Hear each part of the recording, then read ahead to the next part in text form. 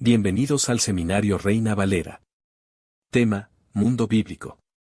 Capítulo 10. Judá bajo Roma. A Pompeyo en Jerusalén. Como ya recordamos, en el año 63 a.C., Pompeyo había tomado Jerusalén, sometiendo la Judea a Roma, destronó a Aristóbulo II y nombró gobernador a Antípatro y sumo sacerdote a Hircano II. Pompeyo aprovechó para recortar el territorio judío, liberando del yugo judío a muchos de los pueblos y ciudades que habían sido conquistados y judaizados a la fuerza por los asmoneos.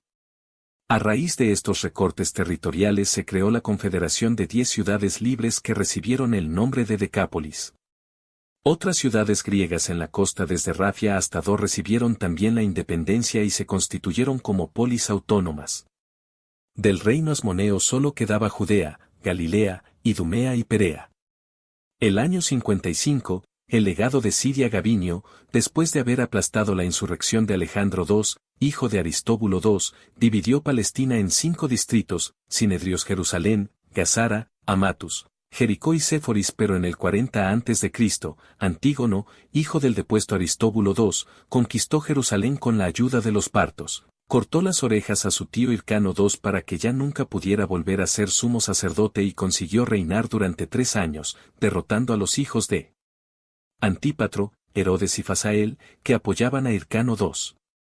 Fasael se suicidó en prisión y su hermano huyó a Roma, para pedir ayuda al César. Eran los años de las violentas guerras civiles en Roma que enfrentaron a Julio César con Casio y Bruto, y posteriormente a Marco Antonio con Octavio Augusto. Herodes tuvo poca vista y tomó partido siempre por aquel que había de resultar perdedor, pero sin embargo siempre tuvo la habilidad de ganarse al vencedor y conquistar su favor, con lo que consiguió perpetuarse en el cargo y recibir de Roma más y más regiones hasta recuperar en gran parte el territorio que perteneció a los judíos en la época asmonea, antes de la llegada de Pompeyo. Con el apoyo de los romanos, Herodes regresó de Roma y se impuso en Jerusalén derrotando a Antígono. Desde Jerusalén gobernará como etnarca desde el año 36 a.C. hasta el año de su muerte, el 4 a.C.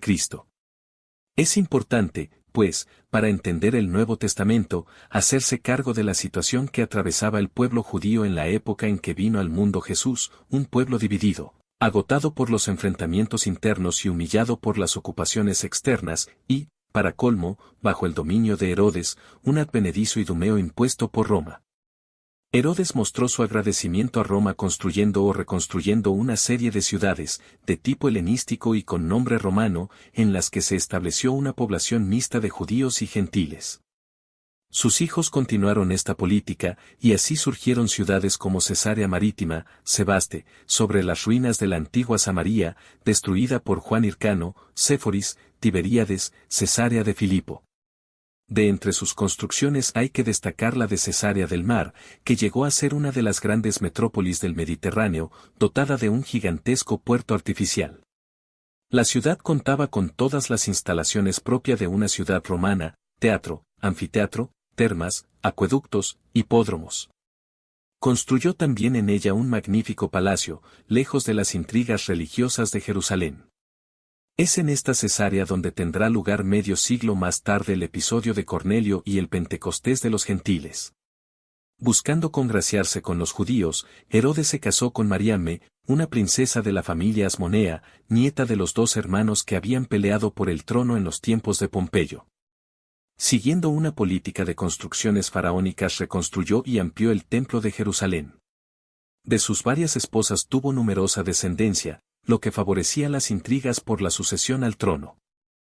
Herodes vivió toda su vida obsesionado con la posibilidad de un golpe de Estado, y reaccionó ejecutando rápidamente a cualquier persona que le causara la más mínima sospecha.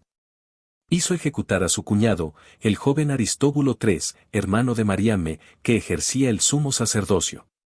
Pocos días después de que éste oficiase en el Yom Kippur atrayendo la simpatía del pueblo, mandó que lo ahogasen en la piscina del palacio de Jericó.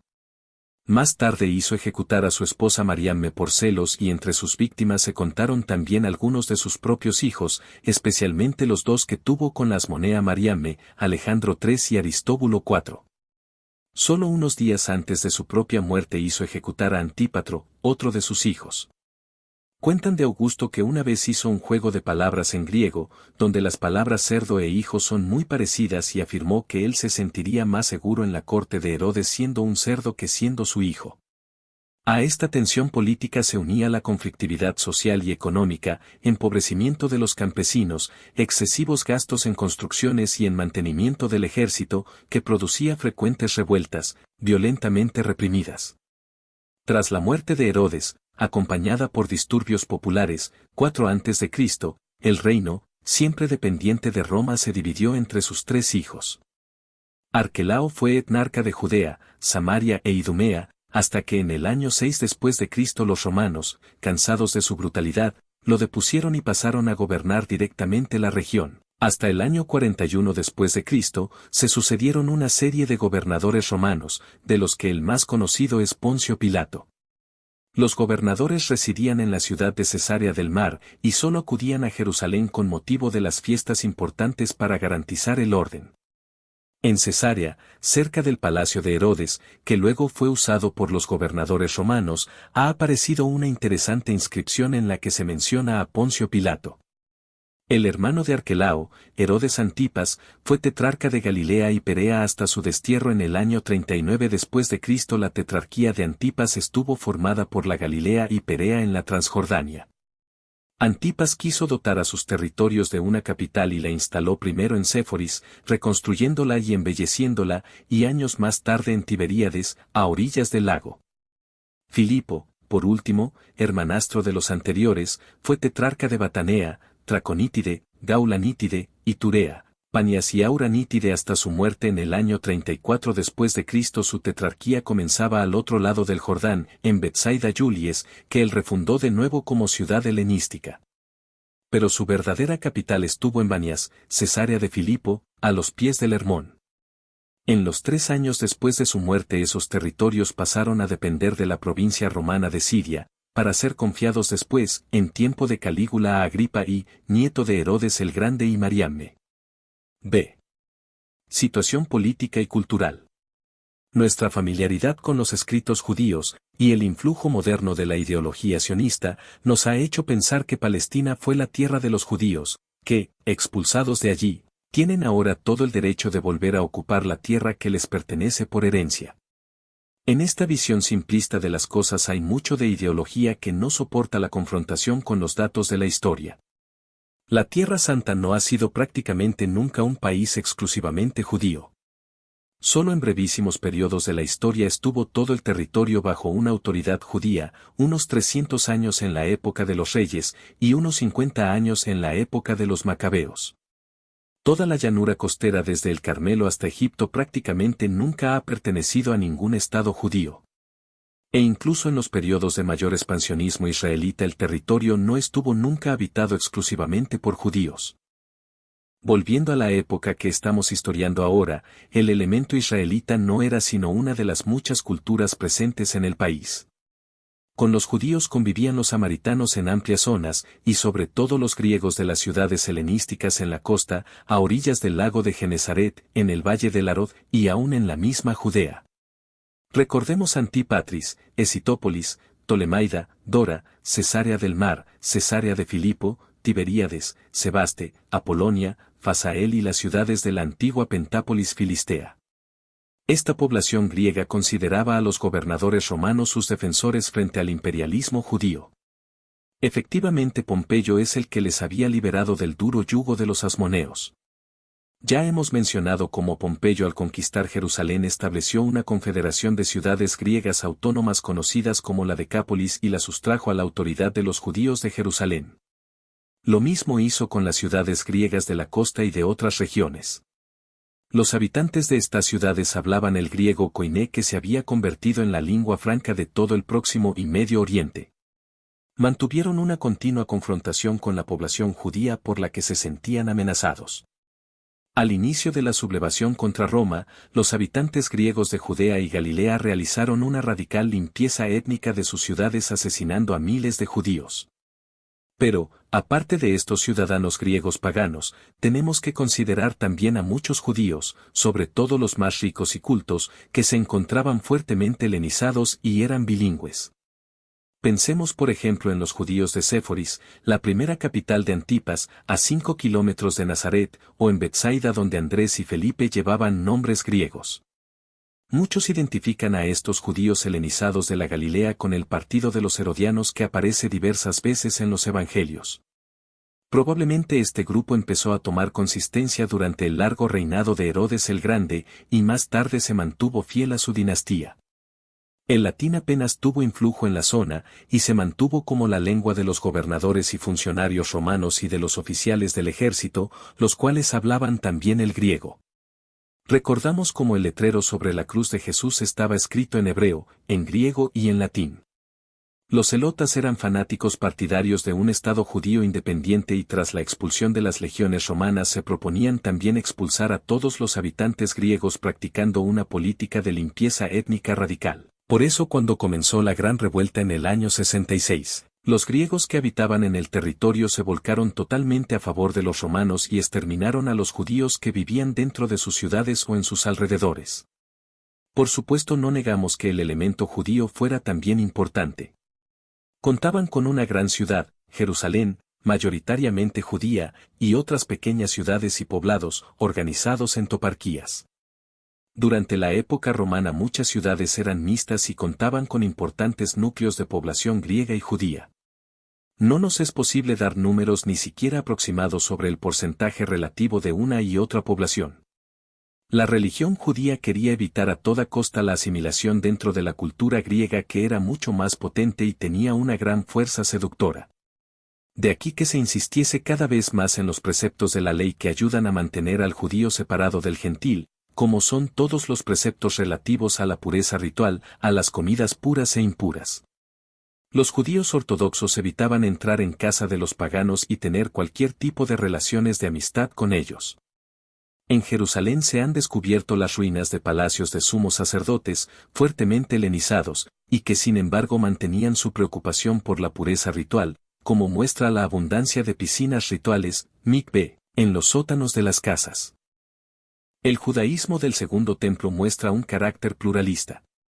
Conocemos tendencias tan distintas y enfrentadas como los saduceos, los fariseos, los herodianos, los esenios, los bautistas, los celotas.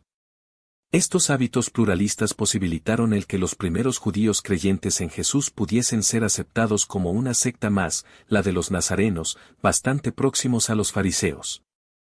Efectivamente, salvo esporádicos momentos de tensión como el que llevó a la lapidación de Esteban, los judeocristianos seguían acudiendo a las sinagogas y dando culto en el templo de Jerusalén.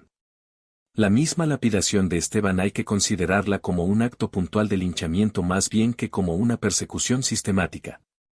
De hecho fueron solo los cristianos helenistas los que tuvieron problemas, mientras que los judeocristianos de lengua aramea parece ser que no sufrieron tan graves interferencias. En los documentos qumranitas conocemos la espiritualidad de los miembros del Yahad y vemos cómo podían considerarse el verdadero Israel escatológico, a pesar de ser una mínima fracción numérica de la totalidad del pueblo. Este será más también el mismo espíritu de los judeocristianos, que aun después de haber sido separados del Israel oficial, seguían considerándose el Israel legítimo, a pesar de no ser sino una mínima fracción del pueblo judío y de haber sido oficialmente excomulgados de la sinagoga. Pero todas estas sectas serán excomulgadas solo después de la destrucción de Jerusalén, cuando los rabinos en Jamnia reconstituyeron un judaísmo nuevo que cerró filas en torno a un tipo de judaísmo más bien heredero de los fariseos. Es entonces cuando se consumará el cisma entre la iglesia judeocristiana y la sinagoga, ya en los años 80.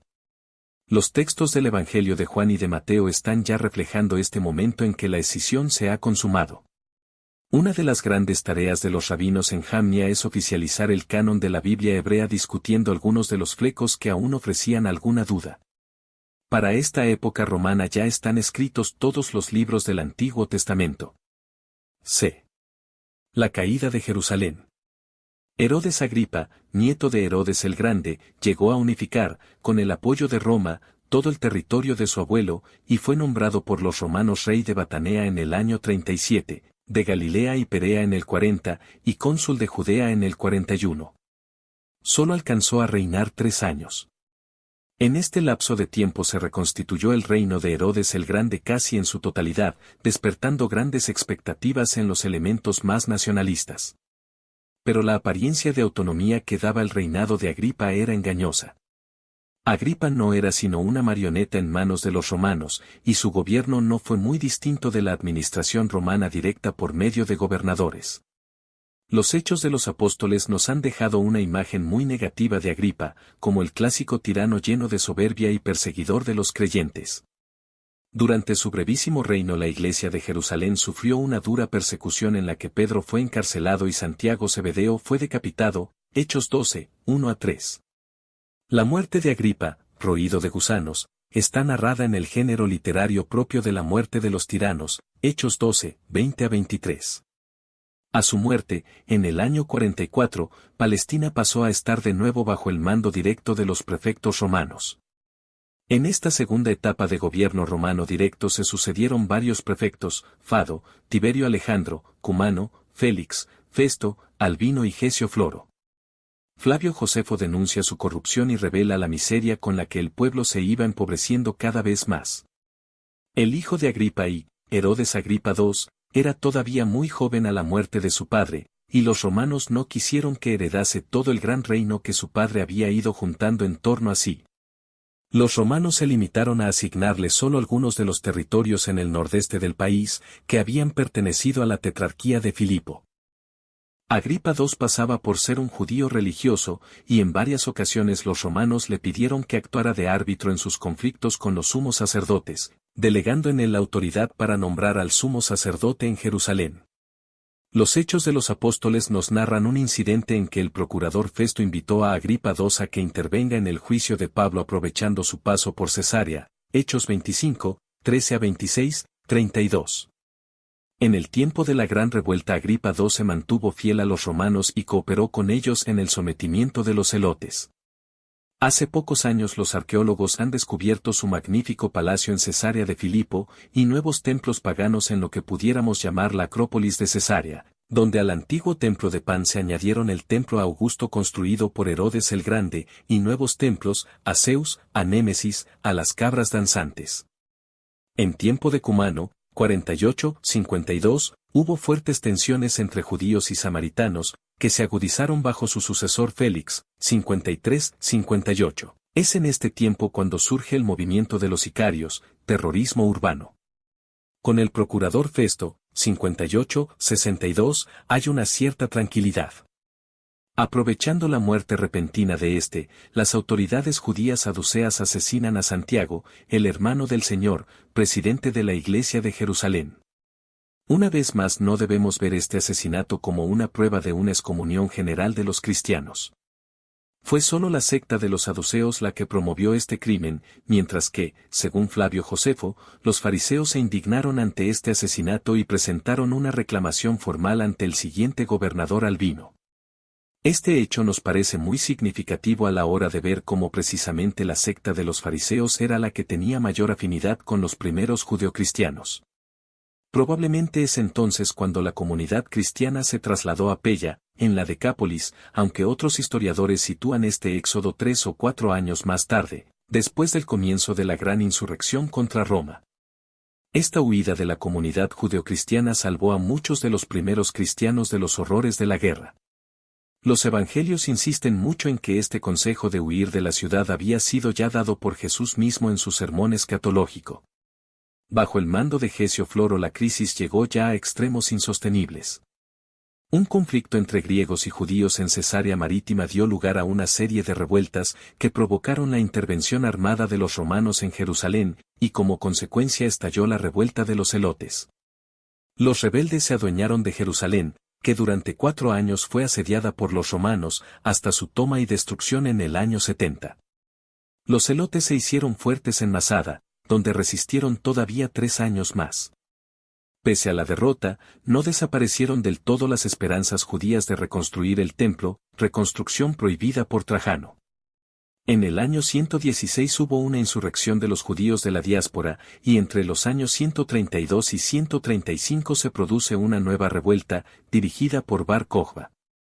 El emperador Adriano responde de una manera fulminante, arrasa Jerusalén, fundando sobre ella una colonia romana, Aelia Capitolina, a la que prohíbe acercarse a los judíos, y adopta una serie de medidas fuertemente antisemitas, prohibición de la circuncisión, del sabbat y de la enseñanza de la Torá.